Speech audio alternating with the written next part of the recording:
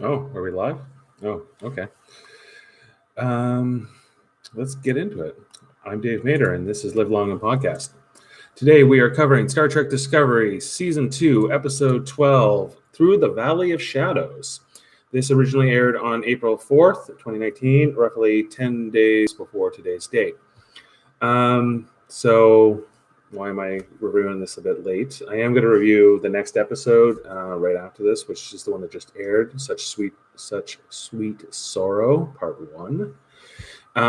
In terms of Star Trek Discovery, Through the Valley of Shadows, because Such Sweet Sorrow is going to be a two-parter, this is almost the penultimate episode of the season. In terms of highlights, I think it's a great episode name. I think that it really draws you in. I think that overall, we learned a lot more about Pike and his character in this episode, learning that he knows his ultimate fate, or a good chunk of it now from this preview into the future. I thought that Pike and Tenavik, the son of Laurel and Vok, was interesting. I thought making him an adult, that was kind of interesting. More background on the timekeepers and Borith. And I thought bringing back that character from the Shenzhou, his name is Cameron Gant. I thought bringing him back was interesting. And that's really about it. Like, I thought that overall I was mostly down on this episode, and I would probably give it overall a thumbs down. I find that all this stuff with Amanda Grayson is not really working for me. I find that their whole family dynamic, I find it more tiresome than I find it interesting at this point.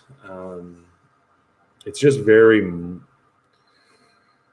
I guess I want to say mushy, but it's just kind of like, it's just too much emoting. It's so much emotion, and I don't know. It just, this Vulcan family is very off to me. I know that they're a mixed family, but it's just not in keeping with what I've always kind of thought about Spock's family.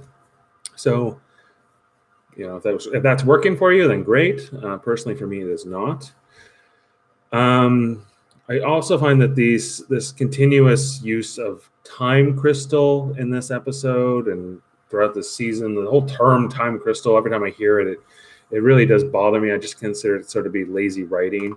Even if they called it something else, even if it had the same purpose, if they gave it like more of a science fiction name, I think I could get behind it a little bit more. But the time crystal just seems so dumb to me. And we're getting a lot of this Stamets and Culber stuff. Their whole relationship, their breakout, the whole, after Culber has returned from the dead. It's not that I hate the storyline. I just think it's getting way too much screen time. I find that we're putting a lot into this.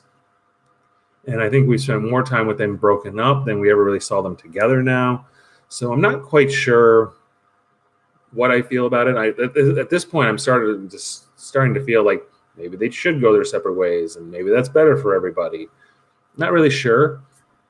But whatever it is, I kind of want it to come to a resolution, but because it keeps we get like a few minutes in every episode, more than I would like, and I kind of just want to see it resolved, because it's just kind of painful for me at this point to watch it. I think that Control overall is not a great villain for this show. I like the idea in theory, although I find it a bit of a ripoff. This overarching AI bent on the destruction of all organic life forms, the whole Skynet of things that we've seen from in many science fiction franchises, the Terminator, Doctor Who to an extent, as well as the Matrix. So Star Trek has finally has their AI bad guy that's turned on us and wants to destroy all living people with no real motivation. We're not really even sure why Control wants to do this. Maybe when Control becomes more fully conscious, we'll get to understand that more. But For now, it just seems like a malevolent force for no really good reason. It's just underwhelming, the whole thing. We're watching this episode like, will Pike ultimately be horribly scarred from this radiation poisoning that he suffers saving these cadets, years later in his career? And I guess that, why should I care about that if all life everywhere in the galaxy is under threat, which apparently it is. That's what Control's goal is, inexplicably. And even if that was the case, like, I doubt that the Borg would be at risk and other species would be at risk from Control, and that there would be other greater forces that would intervene in this whole situation on a galactic level. Seems odd to me. And then the 7 red signals. That it continues to be a speaking point in the show. I don't like they're saying that they're not the creation of Michael Burnham, or more specifically, Michael Burnham's mother, Gabrielle. She didn't know what they were. They don't know when they're going to pop up. They don't know what they mean, but they keep referencing that they're putting their faith into these 7 red signals. My first question is, how do they even know there's 7? Because they saw 7 originally. And if they saw the 7, why don't they know where the next ones will appear if they've already seen them? Like, the second they appear in the sky, you should be able to, okay, well, that one's there. So based on stellar cartography, mapping the stars, you should know exactly where the next one would appear. But they don't seem to do that. They just kind of wait for these. It's kind of like breadcrumbs that they're waiting to be kind of led down the path on how they're going to resolve this. So overall, that whole 7 red signals thing is not working for me. Still continues not to work for me. It hasn't worked for me since when they first introduced it, and it has not paid off. I think that the Red Angel stuff partially has. I think that that's become interesting. I think that the whole Burnham's mother thing is not as maybe convoluted as I originally thought. But the 7 red signals and just how much it comes up in dialogue, and I don't know as an audience member what I'm supposed to feel about this exactly. It just kind of bothersome and whatnot. And that's really it. Like, this episode, those are sort of my highlights and my lowlights, if you will, or low points, or 7 red low signals. Let's kind of go back to what we were positive on in this episode, which a lot of that for me was Pike. To me, Anson Mount continues to be the best part of the show. I thought that him going to Boreth was interesting, unexpected.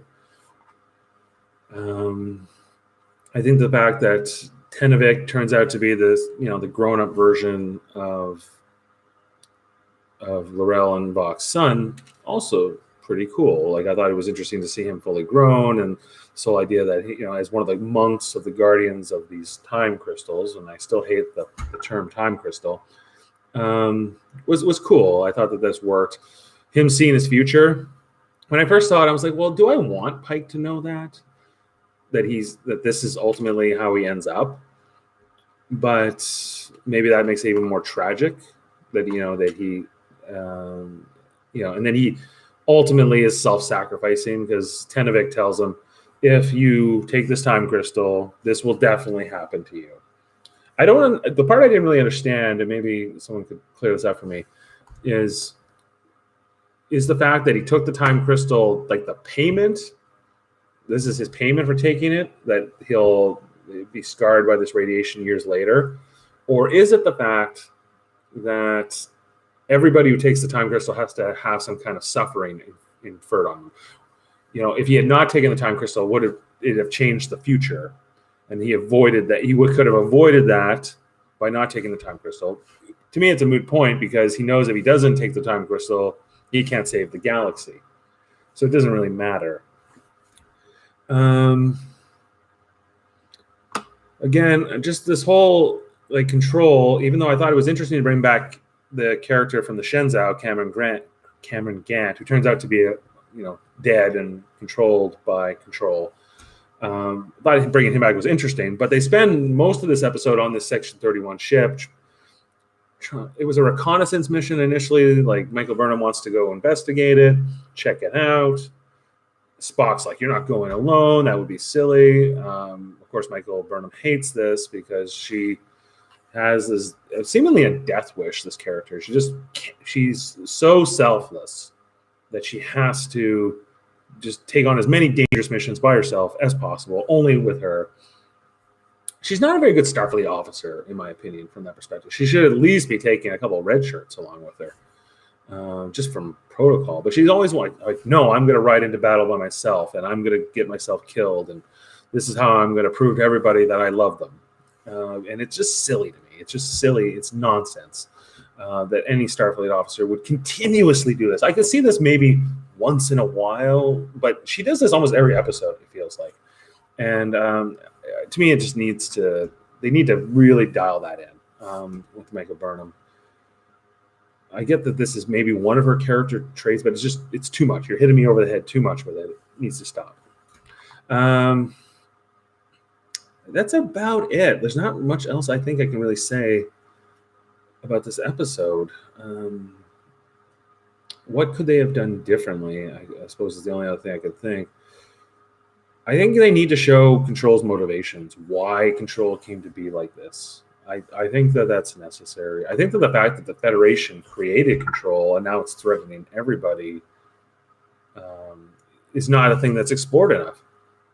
I think that everybody should be kind of mad at the Federation for inventing this AI that's now threatening everybody, the Klingons included.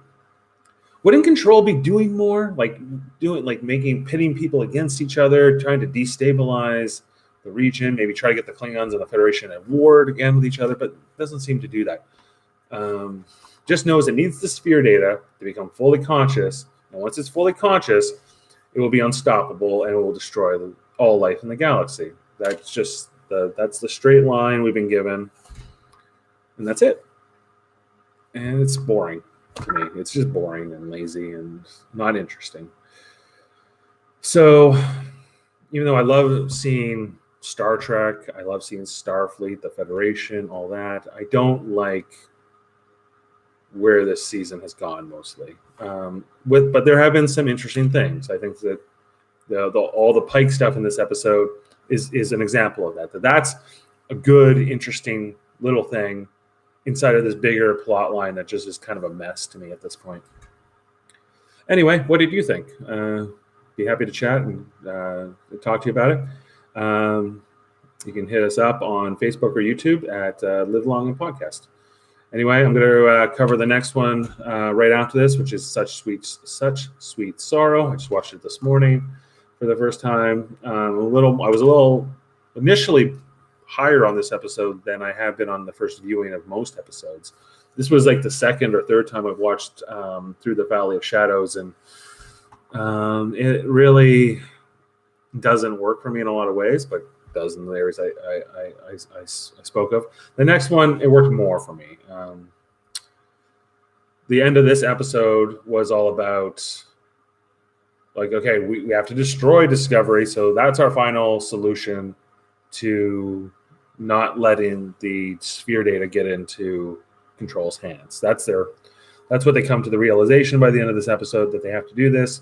So that directly leads into the next episode where the Enterprise has to come in to help them evacuate the ship. And we'll get to that on the next review. Anyway, let me know what you think. And until the next time, Live Long and Podcast.